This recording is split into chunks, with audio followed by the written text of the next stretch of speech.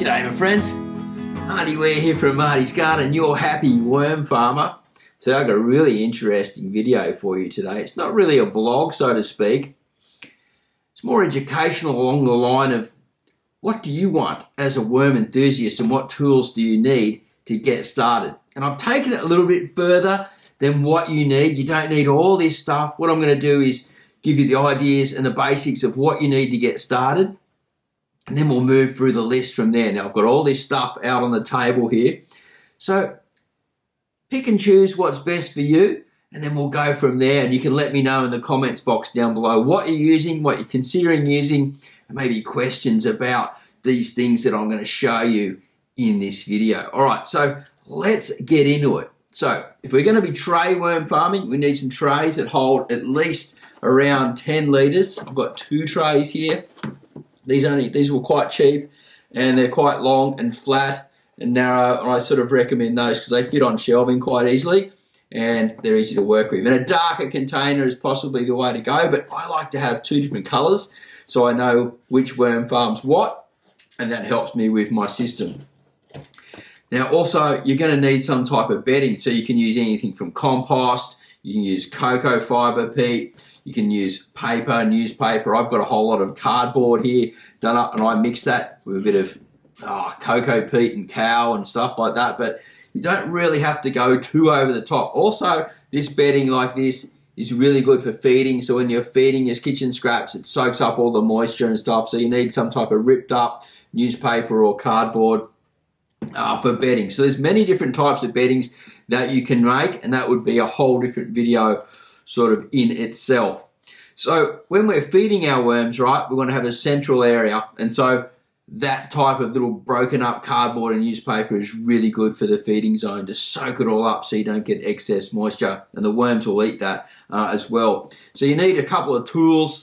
This is pretty essential. If you don't want to use your hands, just some type of fork. Someone said to me in one of the videos it looks like I don't know, Zeus or something like that. I can't remember the Greek god of the water, Poseidon or whatever. And again, not essential, but very handy for when you're doing your harvesting at the end. So to get started, you really need 500 worms, a tray for the housing, and some bedding and a place to put your worms and some food. That's really it. That's the simplest way to get started. Then you're going to need a few extra things to make everything run nice and smoothly. It depends on how much you want to go forward with it as an enthusiast. And it's really cheap to set up to become a worm farmer really once you're going, because once they start repopulating, you move them into a second farm and you're just moving on and you're collecting your castings, harvesting your worms, and it's great fun. So what also you need, I like these little water bottles. These are great for spraying around on top of the beds and things like that and wetting down different areas and just keeping it moist. Now you need to have a chemical-free, chlorine-free water, so it needs to sit for at least 24 hours before you put it into there so you don't kill the bacteria when you're spraying it on to your worm farms. Now, if you want to get into sort of more powdered feeding like what I'm doing, then you may want to consider these 2 options, right? Now, you don't have to go this way. You can chop things up really small, just depends on what type of food you're doing. So you can process different seeds and grains and dried foods. This is a little coffee grinder.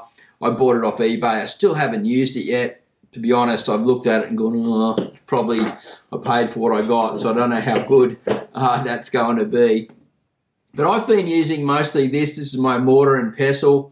And it's, you can find these all around the place, and I really like it. I just love that organic feeling of being involved and away from electricity. That's why I do all my windrows outside all by hand. I just enjoy that process of seeing and doing and creating and being, I don't know, they call it off-grid, but I don't know if that's the right terminology for it, but that's what I enjoy. So, you've got those 2 choices to grind up your food and your eggshells and things. And so here's like a bag of eggshells. I think there's about probably 2 dozen crushed up in there, maybe a little bit more. Dried eggshell for calcium and a grit. And I'm still saving my eggs, so I've got a place where I dry my eggs outside, and then I grind them up in the mortar and pestle, and possibly going into this little spice grinder in the very near future.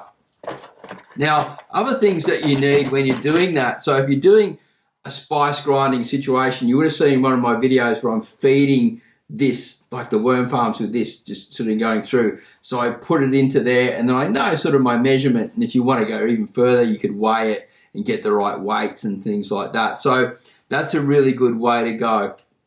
Now, another thing that you'll need is some gloves. If you don't like getting your hands dirty, these ones, they're quite tight fitting. They're not the rubber glove, but you might want to go over rubber latex glove. That might be better for you. Just depends on what you like. I'm sort of got my hands in quite often, straight in there and getting dirty fingernails. Another thing to have, I really like these little bags, these little Hessian jute bags. Now you could make these up yourself, I guess, or just use a sock, but these are really good for just soaking your worm castings in and making little worm teas and things like that. So that's really handy to have, but you don't have to have it. As I said, you can use a sock or a stocking or something along those lines. Now, cardboard, I find, is very essential for all worm farming. This is a bit of a pizza box that I've used, cut it up to put into this worm farm down below here to make sections with, and you can make sort of like, areas where you're going to make a worm blanket, things like that. So cardboard's really essential. I'll put that down. There's lots of different types of cardboards. One of my favourites is the egg carton cardboard. So you sit it on top like a blanket, and in summer you sort of wet that down. It soaks down slowly. As it starts breaking down, you rip it up and you put another layer on top. So egg cartons, also another way. And it's a really good material. It's very rarely coloured, but they use food dyes, I believe, like this. And so this comes from some organic 6-pack from Woolies, and it's a great material. I really, really like it. And I use it quite often, so you can just stack these up, save these, get them from your neighbour, ask at your local cafe and things like that, and you'll find you'll have more than you need really quickly. And it rips up really well into small pieces. So I really, really like that type of cardboard. That and the pizza boxes are my favourite. Now, newspaper. As you can see, that sort of dyed on the front, coloured newspaper. I try to avoid the coloured. Now, they use soy inks, I believe, so I don't think the coloured is as bad as it used to be. I think the inks are getting better, but generally I stay away from the ink pages and go more for the black and white pages. Rip it up small, use it as worm blankets on top. And, like they start eating it, turns into a casting, and yeah, it just becomes bedding as well if you want to put it through a shredder or something like that. That's something I don't have to show you here, is some people use shredders and they shred it and then make their own bedding that way for the tray worm farms, and that seems to work quite well, especially if you've got excess moisture from different types of foods that may be coming out of the kitchen and things like that. So I have another, like I said, I have another container that I keep all my eggshells in. That just sits outside into the sun. And what I've got here is some coffee grounds. So these are coffee grounds from the local cafe. And I use that to put nitrogen into the worm farm. I use it to feed it as a grit. Now, if you're eating coffee, you're drinking coffee, you've got to use the stuff that's been processed. If it's new coffee, it's too acidic. If it goes through the process, it's been heated, it takes some of the acidity out of it, and the worms really, really like it. And I'm pretty sure the nitrogen in there, because it's very high in nitrogen and other minerals, it sets the whole system off. So be careful using too much of it, because it can make your worm farm really, really hot. Now, if I've missed anything in there, then please let me know in the comments box down below. This is pretty much nearly everything I'm using, other than, I've got worm farms outside, I've got the windrow, I've got the small worm farms, and I'm working on these tray ones at the moment. So I'm looking forward to seeing you at a live show, 9:30 a.m. Sydney, Australia time, if you can make it. We talk everything worm farming, and maybe we'll discuss more things that we're doing in trays in the future as well in that show. Now, you could be doing lots of different types of worm farming. This is basically some of the things that you need to get started. As I said, it's really cheap to become a worm farmer, and you find that it can really grow on you over time. All right, let me know in the comments box down below any thoughts you have. If you want to see any more videos, check out the links around here and down in the description. Plenty more for you to devour. There's also some courses where you can learn worm farming using the tiered systems and get set up really quick, which you can find links for in the description.